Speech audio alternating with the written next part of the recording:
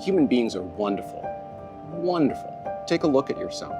The thing that happens in your mind, the way that your mind processes the world is a wonderful thing, but pay attention to it. We all have the same hardware. We have the same brain. The anatomy is the same. But what you learn is the software, is the algorithm. We all have these automatic responses that are happening within our own mind. And not that it's unhealthy, but if it's not observed, then it can lead us in a dangerous direction.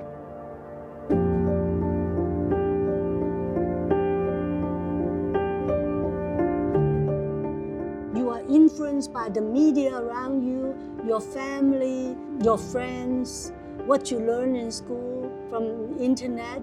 And so these actually manipulate and form their algorithm, form how they think, meaning the association. I'm not saying throw away all the habits. A lot of the habits are very useful to you because you will be bombarded by so many decisions to make. There's a reason why we learn to categorize. You have assumptions that you make, you have blind spots that you have, and then when you're interacting with people, that can cause hurt. That can cause pain, that can cause discrimination, prejudice. There's a reality of racism in Canada. I remember a conversation that my father and I, we were very young. My brother and I were going shopping with Dad.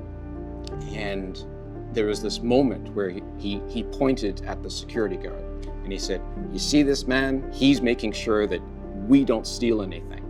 And it was the first time that we've had that conversation about what it means to be Black in Canada. We have to unlearn racism. Racism has become a habit for us now. And we know how to break bad habits, right? This conversation has been around for a long time.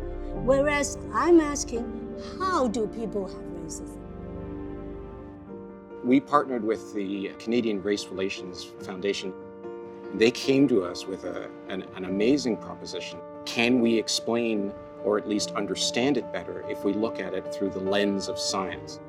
When you look at the exhibition now, you'll see that it feels very organic and that's very intentional. Talking about racism is not easy. We do call on our visitors to explore their own mental processes. There's a few tests of that, of what might be automatic and reflexive that you may not realize happens. As you interact with the exhibition, first of all, you're going to recognize, oh, that's my mind. Oh, I didn't get that riddle. Why didn't I go there? We want them to think about why didn't I get there? To really think about their thought processes and how they're working. Because we can't look inside the mind, right? So we have to use tools that help us access that indirectly. And so with the riddles, with the exhibits, with the Stroop test, where's your bias games, that's what we're trying to do. We've also gamified an opportunity to form teams. It's something that happens, this division of one side against another, which is at the root of racist thought.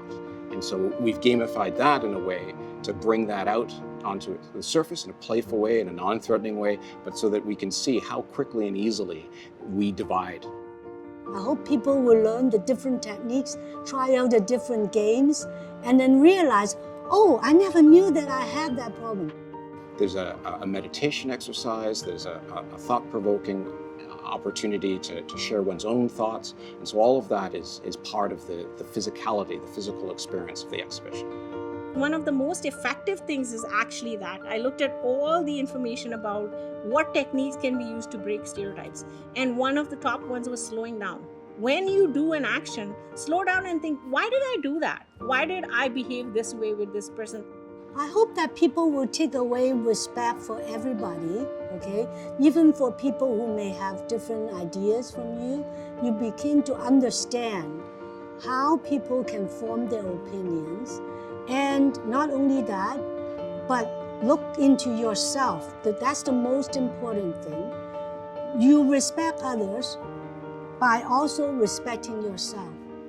How do I become what I am?